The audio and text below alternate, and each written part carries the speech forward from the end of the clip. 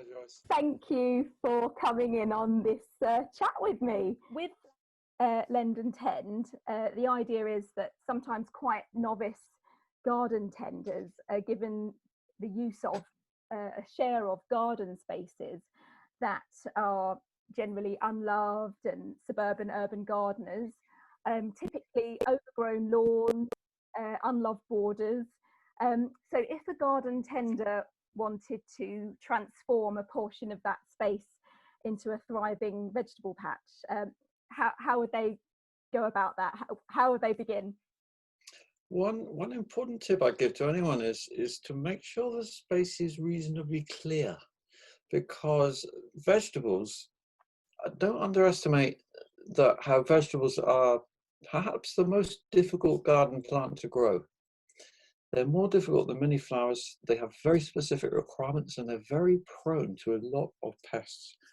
And in our climate, not so much at the moment when it's very hot and dry, but slugs and snails, for example, abound in many like such gardens as you describe, which are perhaps overgrown at the moment, or where someone maybe is thinking to carve out a few beds or a border for vegetables, while just right next to it there's going to be this overgrown mass of maybe lovely flowers, but in there we'll be hiding lots of potential pests for the vegetables. And that could be recipe for problems, because you'll spend a lot of time and effort.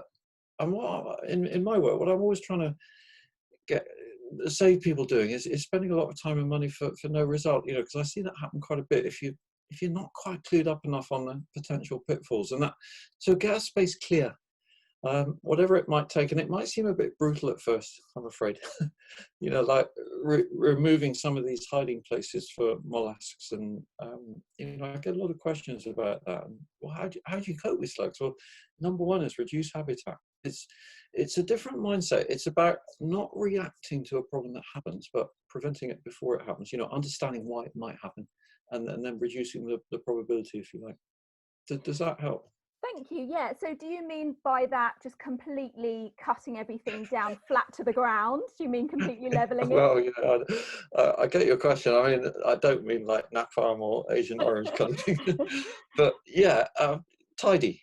Tidy is, I think, the best word to bear in mind. And long grass, I know long grass can seem nice, but it's a hiding place for a lot of things. And so I don't know if people would have access to lawnmowers or a scythe or something, but keep the grass short as far as possible, or don't even have any grass. The grass is a great place to grow food because it's very easy to mulch, with cardboard and compost, and then plant straight away. But yeah, keep all the edge areas as tidy as possible. And if you've got, say, a nice road, or for example, mulch around it so there's not a thick mass of weeds growing all around the rows. There's nothing wrong with having a tidy garden and not too many weeds. There's plenty of wildlife that can happen even so. And the wildlife bit is, a lot of it's in the soil, and that's got overlooked over the years. People concentrate on the visible wildlife above. But it's the bit you can't see that's actually more interesting, and that's where no-dig really scores, because you're leaving all that to flourish. And if you look closely at soil when you're gardening, you'll see all these amazing beetles and spiders and centipedes and all those things, which, if you ever take a fork or a spade to soil, they get well hammered. So you're respecting all of that, and so that's your wildlife that you really want to concentrate on for vegetables. Thank you. And by not disturbing the soil, how does that enrich the ground that you're growing on?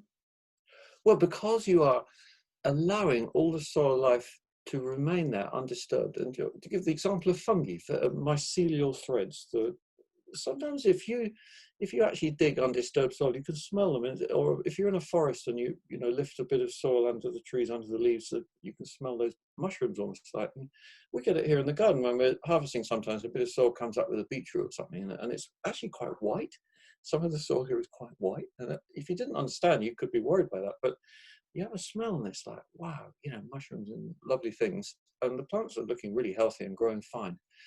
And what those mycelial threads do is they help plants to find nutrients and moisture, because fungal threads can go into cavities in soil which roots can't access. So if you think there's a limited amount of moisture in soil, but fungi can help plants by teaming up with the roots.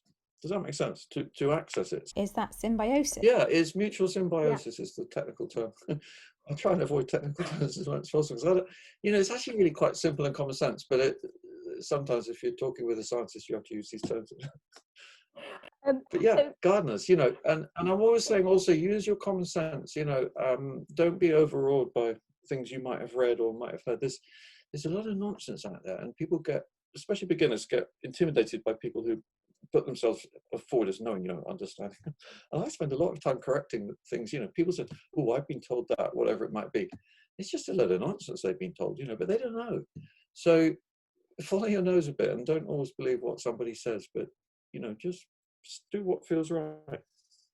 Thank you. And I mean, you've got a wonderful 3/4 acre plot. You have a veg box scheme, and you garden for your own household as well as some local restaurants. No restaurants, Joyce. Well, no not restaurants. Now. No, sadly not. But actually, since the restaurants closed, I've been selling more to shops. People are buying more. Local people. The local convenience store has become like a mini supermarket. It's amazing. Apparently, veg box schemes up and down the country have increased sales 500%. So I'm glad your wonderful veg are being used and eaten. But just very quickly before I let you pop away back to finish off some gardening, no doubt. What is the smallest space that you could start a no-dig garden? I'm thinking of people with sort of suburban, urban homes. Brilliant question. I'm glad you asked that, because I've got some figures, just like one bed. I'm often saying that's a good, especially if you've not done it before, don't be over ambitious. Do a small area and you'll find you can do it much better and you'll enjoy it more, because you'll be kind of in charge. You won't be overwhelmed by all the jobs that need doing and weeds that might grow, whatever. So, for example, I don't know if you want meters or feet, but 1.2 meters by 2.4, say. That's a 4 by 8 foot bed. 4 foot's a nice width because you can reach the middle from all around. But there's one actually interesting thing about no-dig beds is that you can walk on them. You actually can, because you haven't broken the structure. You haven't, so therefore it's firm. There's a big understanding of soil, or the bed wants to be firm. So if you fill a bed, like I'm mentioning, with compost just on top of ground, it's good, especially in dry weather like we're having now, walk on the compost to firm it down. Don't leave it all loose and fluffy. And that will help to conserve the moisture in there. And it will also mean your plants can root better, because otherwise they're sort of going into fluff, and they'll spring up and then they'll fall over because they're not anchored. And one big misunderstanding with no-dig is, especially when you put cardboard on, say, weeds, in weather like we're having now, pretty dry, I would recommend wetting it. So water the cardboard. I mean, a lot of the time in the UK, you don't need to do that because it's not, but at the moment you do. And then you put the compost on top and water that as well. So it's all moist and it's all settling down together, then making contact with the ground below. And the cardboard slowly decomposes. And what the cardboard does is it's a temporary barrier to weeds pushing up. And it's only temporary. I think a lot of people imagine it's there for a long time, but often within about 8 weeks, weeds can push up. So, but it's, meanwhile, it's really slowed them down. But the other thing is your plants above that you can plant straight away, they can root down through the cardboard. So the cardboard doesn't stop rooting through. So don't be afraid to use cardboard, but you only need to use it if you've got a lot of weeds. Fine, and that's a first step to lay that down. If you've got clean ground, you just put some compost on top. When I say clean, not too many weeds.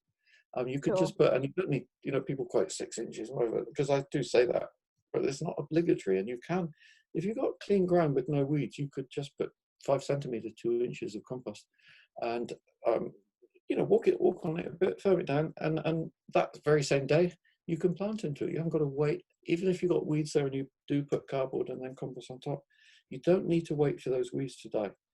So, any of your listeners who've got a potential situation to make a garden, just try one small bed, even half the size I mentioned, 1.2 by 1.2, 4 feet by 4 feet. And I think you'll be surprised by how much you can grow in that. Thank you. And is it possible to do this on a smaller scale in a planter if it were on the ground? Would that work too? How do you mean a planter? Say like a trough that were on on a garden. Oh, yeah, okay, like a large container or an Yeah, old bath or something or anything like that. yeah. Would that I work? mean, I would say generally for a larger, sorry, Oh, I think I a get larger yes. surface, a larger volume. So, you know, if you've got enough of a container volume that earthworms can get in there, for example. But generally speaking, I do always recommend filling with compost, not soil, because there's so much more richness and goodness in compost, and that will provide you fertility for many years to come. And so don't be too afraid. I know people get worried about using a large amount of compost at the beginning, and it costs a lot of money. I quite understand that, but it's a long-term investment that will give you many possibilities for years to come. So, you know, think of it like that. Okay, well, thank you so much, Charles. I've really enjoyed reading your books and watching your YouTube channel, and I'll certainly point the Lendon 10 members to follow your very, very sagely advice. Is there anything that you'd like to plug and tell any of the Lendon 10 members to look at first, or just watch your YouTube channel? Well, that's kind of, I mean, if you want to explore all this in more detail, I sell online courses, and they will, if you know, probably for larger areas that's more worthwhile. But I think that could actually save you a lot of money in the end, because it will help you avoid the pitfalls and the expensive mistakes. Because, you know, growing vegetables is not, I don't want to put anyone off, but it's not easy. There's a lot of things that to have consistent success, there's a lot of things you need to know. It's not difficult to understand, but it's worth finding out before you go too deeply into it. But that's why I'm also saying, if you start small with one little bed, you can afford to make a few mistakes and have a bit of fun and not worry too much if something doesn't work. But on my website, there's one page called the Sowing Timeline, and that has a lot of tips for what's best to sow in each different month. And if just doing that one thing could save you a lot of problems by basically what you're doing then is you're respecting the natural growth pattern of each vegetable. You know, they all do best from being sown at different times of the year. We've got a lot coming up.